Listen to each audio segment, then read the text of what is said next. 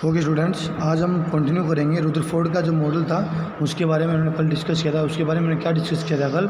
उन्होंने कहा था कि जो मोस्ट ऑफ जो हमारा जो स्पेस हमारे एटम का वो हमारा एम्प्टी होता है और सेंटर के अंदर एक हमारा हैवी चार्ज पार्टिकल प्रेजेंट होता है जिसके ऊपर हमारा पॉजिटिव चार्ज है और वो अपना क्या करेगा, रिफ्लेक्ट करेगा अल्फा रेज को with small angle and with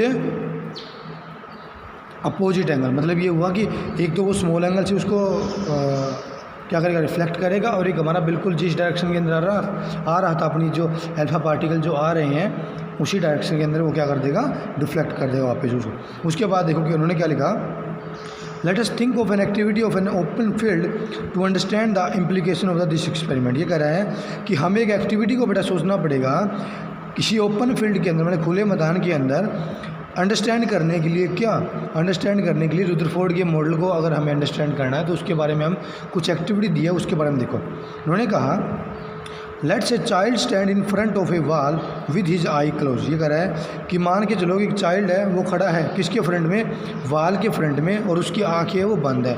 इसने क्या बोला कि एक दीवार है बेटा, उसके सामने वो खड़ा है एक बच्चा और उसकी आँखें जो बच्चे की है वो बंद है। उसके बाद इन्होंने क्या कहा, let's him throw stone at the wall from a distance. उसके बाद क्या किया, उसने स्टोन बेटा कुछ पत्थर है, पत्थर के टुकड़े वो फेंके उन्होंने किसकी तरफ, वॉल की तरफ एक डिस्टेंस से। उसके बाद उन्होंने क्या बोला, he will hear A sound when each stone strike the wall. ये कह रहा है कि वह सुन सकता था हर एक साउंड की, मतलब प्रत्येक साउंड की क्या, मतलब प्रत्येक स्टोन की आवाज़ को बेटा सुन सकता था। कौन सी आवाज़, जो अपनी जो स्टोन है वो स्ट्राइक करके वॉल के ऊपर जो लग रही थी उसकी आवाज़ को वो सुन सकता था।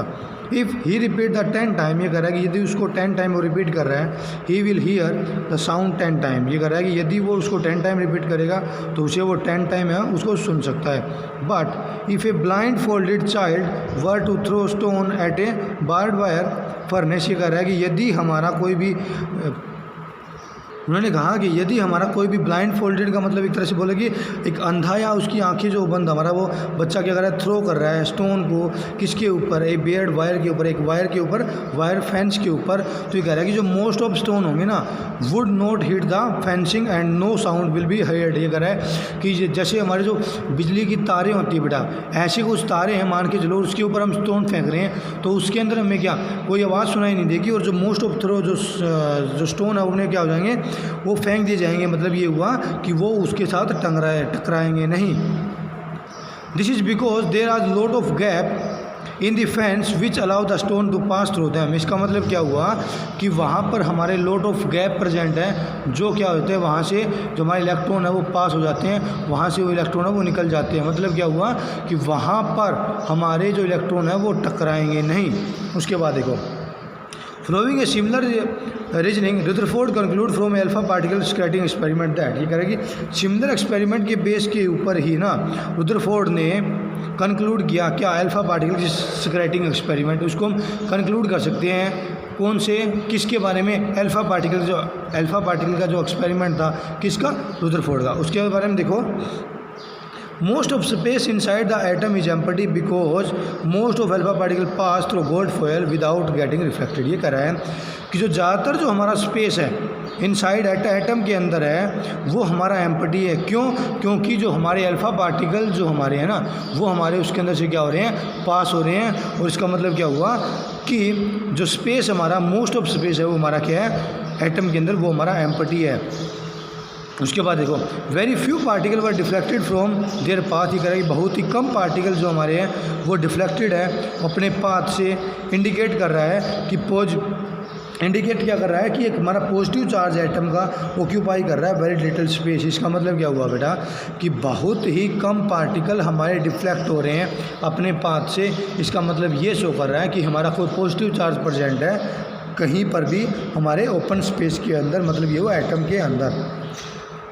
A very small fraction of alpha particle were deflected by 180 angle. इन्हें क्या किया कि वेरी स्मॉल मतलब बहुत ही कम अल्फा पार्टिकल हैं वो अपने डिफ्लेक्ट हो रहे हैं 180 डिग्री एंगल के द्वारा 180 डिग्री एंगल से इंडिकेट कर रहे हैं कि all the positive charge and mass of the gold atom are concentrated in very small volume within the atom.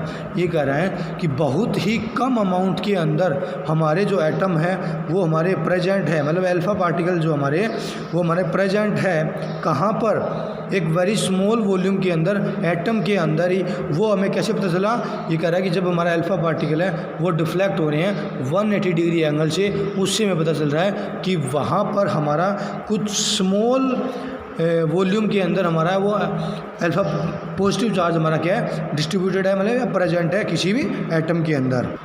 उसके बाद देखिए उन्होंने क्या लिखा, उसके बाद लिखा है from the data we also calculated that radius of nucleus is about 10⁵ times less than the radius of atom. इसने क्या कहा कि डाटा से हमने ये भी कैलकुलेट किया कि जो रेडियस है अपना किसका न्यूक्लियस का वो 10⁵ टाइम कम है as compare to radius of the atom के। On the basis of his experiment Rutherford put forward the nuclear model of an atom which has following feature. ही कह रहे हैं कि इस एक्सपेरिमेंट के बेस के ऊपर रुदरफोर्ड ने पुट किया क्या न्यूक्लियर मॉडल किसी भी एटम का, उसके उन्होंने क्या फीचर दिए, ये देखो बेटा क्या लिखा उन्होंने, there is positively charge centre in the atom called the nucleus. Rutherford ने क्या बोला कि एक पॉजिटिवली चार्ज हमारा सेंटर है एटम के ऊपर जिसको हम न्यूक्लियस बोलते हैं। Nearly all the mass of atom reside in the nucleus. ये कह रहे हैं कि जो मैक्सिमम जो हमारा मास है किसी भी एटम का वो रिसाइड करता है, मतलब प्रेजेंट है न्यूक्लियस के अंदर। Electron revolve around the nucleus in a circular path. जो इलेक्ट्रॉन है वो रिवॉल्व करेगा अराउंड न्यूक्लियस की चारों तरफ इन ए सर्कुलर पाथ के अंदर। Size of nucleus is very small as compare to size of the atom. यहाँ पर क्या लिखा है उन्होंने, जो साइज है न्यूक्लियस का वो हमारा बहुत ही कम है as compare to size of the atom के। ओके बेटा, इसको कंटिन्यू करेंगे हम नेक्स्ट वीडियो के अंदर। थैंक यू बेटा।